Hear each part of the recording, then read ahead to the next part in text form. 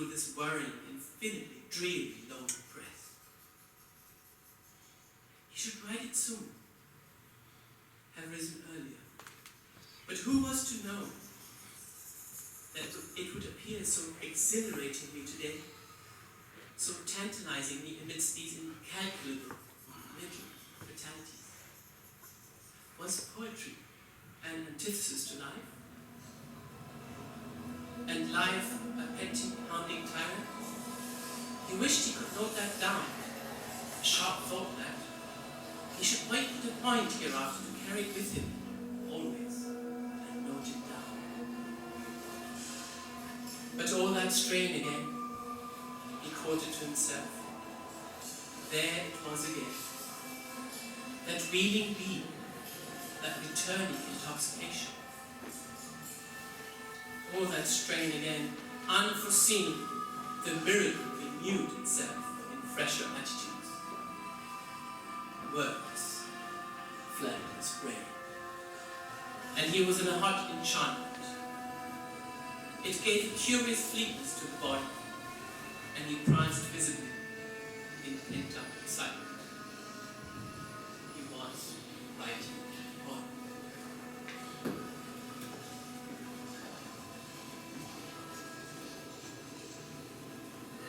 The flowering tree,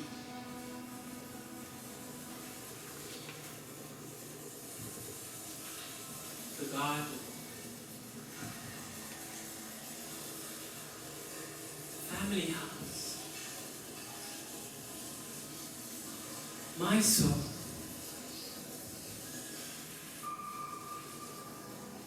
mother,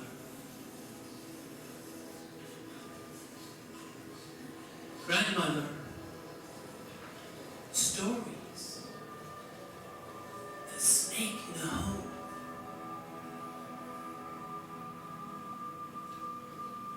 father's books in the attic.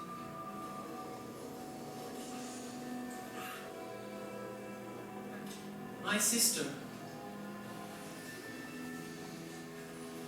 half for those, the river, my glasses, in the mirror, mirrors, a window.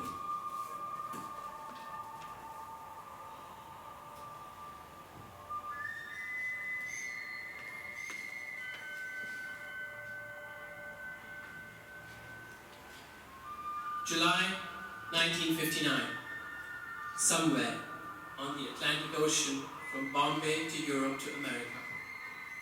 Notes towards a journey. The journey. One may begin anywhere, but then every journey is a disentanglement, a flutter of adieus among the mast ropes.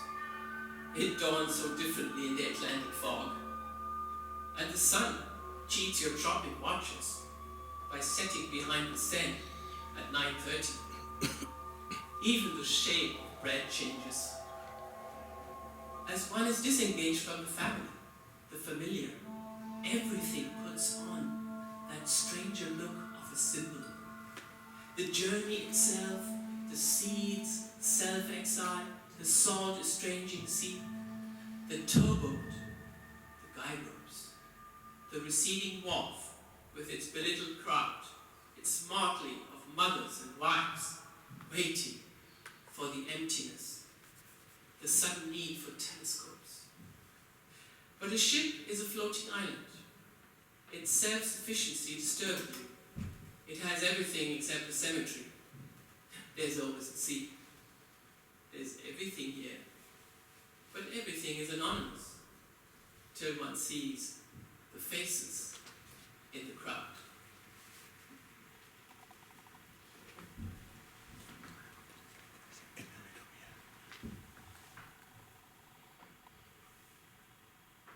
I resemble everyone but myself, and sometimes see in shop windows the portrait of a stranger. Despite the well-known laws of optics, often signed in a corner by my father.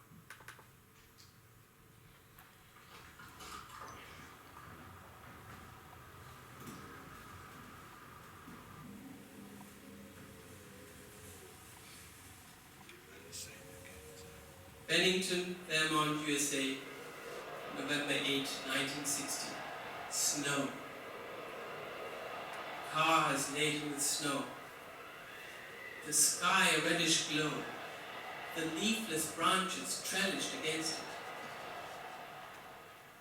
The red curve of the red and blue mailbox neatly topped by a heap of white. And a silence, as if the mouths of the world had been muffled. On such days, I look at things about avidly, feel insensitive and rage at my insensitiveness that cannot register forever all the designs, the color contrasts, the masses with their veins showing. The word looks like a woman, beautiful and inviting, but already someone else's wife. I'm stricken by my lack and feel empty and cheated and frigid before such wealth and warmth. Open, yet close to me.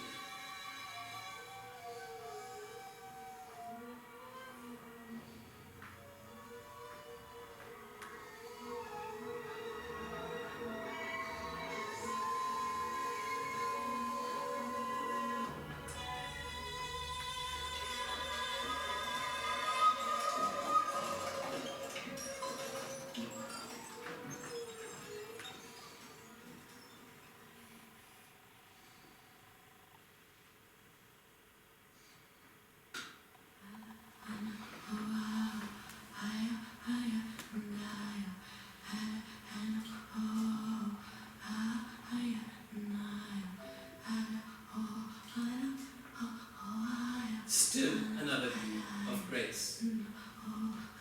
I burnt and burnt, but one day I turned and caught that thought by the screens of her hair and said, beware, do not follow a gentleman's morals with that absurd determined air. Find a priest, find any beast in the wind for a husband. He will give you a house full of legitimate sons. It's too late for sin, even for treason. And I have no reason to know your kind. Red Brahmin among singers of shivering hymns. I shudder to the bone at hungers that roam the street beyond constant speed.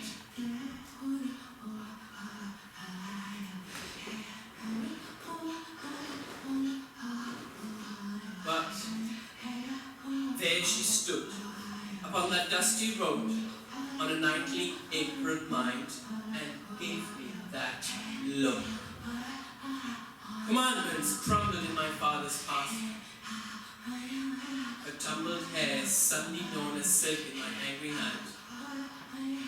I shook a little and took her behind the laws of my land.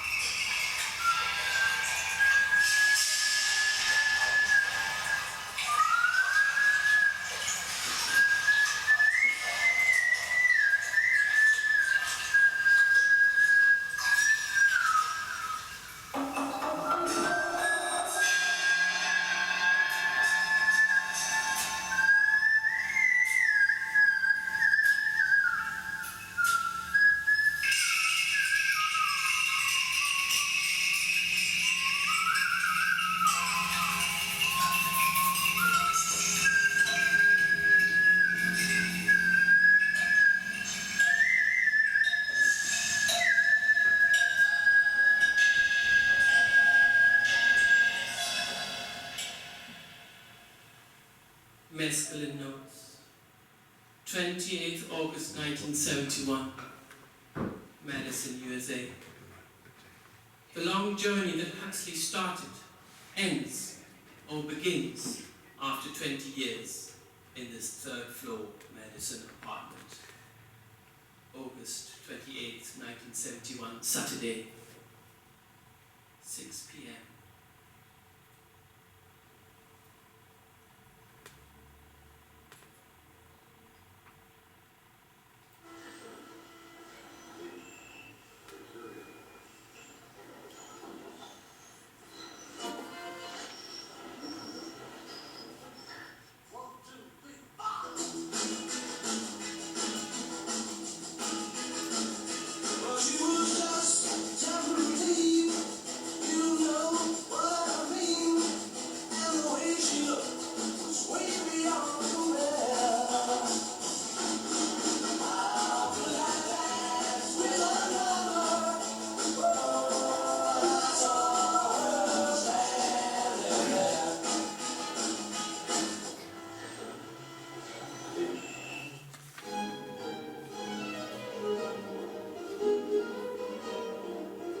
Vivaldi, flowing, expectancy, serving all the objects in front, slight weakness of tremor and limb, lying down, evening sunlight fell on my stretched hand with watch, golden yellow hair. The sun was really a reflection in a west-facing window.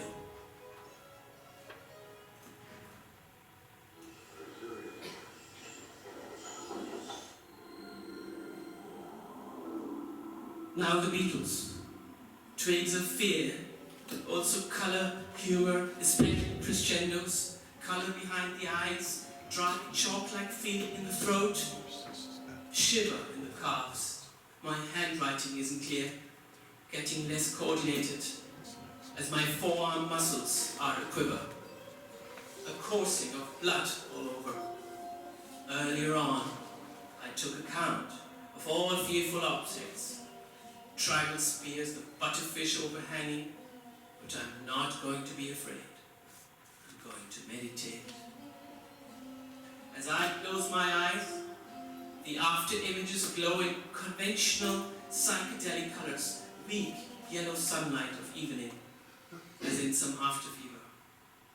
Gradually, what appears as conventional colors turns into an extravaganza of changing shades and forms.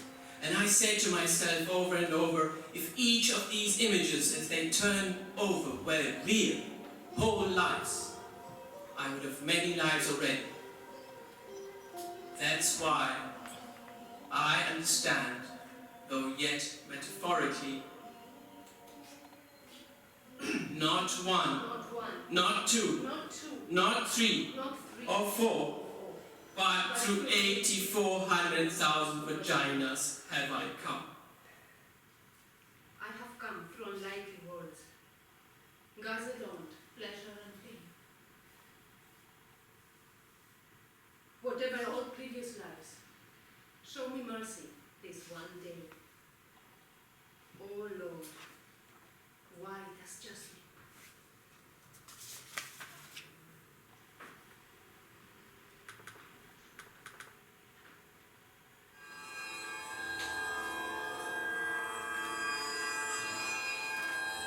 A meditation. In the course of a meditation, I thought all day I was a black walnut tree. That evening, the golden retriever from the yellow house sniffed me as I stood waiting for the traffic light, lifted its hind leg and honored me with its warm kiss. In the rainstorm that night, the tree toppled with a great crash and lay there, its roots an exposition in the sky. The municipality came with electric chainsaws, cut it up in convenient pieces, loaded them in their truck and took it all somewhere. The carpenter worked with his hand saw, smoothed it with sandpaper, polished it with beeswax, made a butcher block table and a butcher block chair. The paper factory ground up the bark and the leaves into pulp, patted it, bleached it, and turned out rolls of paper with a logo in a watermark. Now here I sit in this chair, paper and pencil on my table. And as I write, I know I'm writing now on my head, now on my torso, my living hands moving on a dead one, a firm, imagined body working with the transience of breathless, real bodies.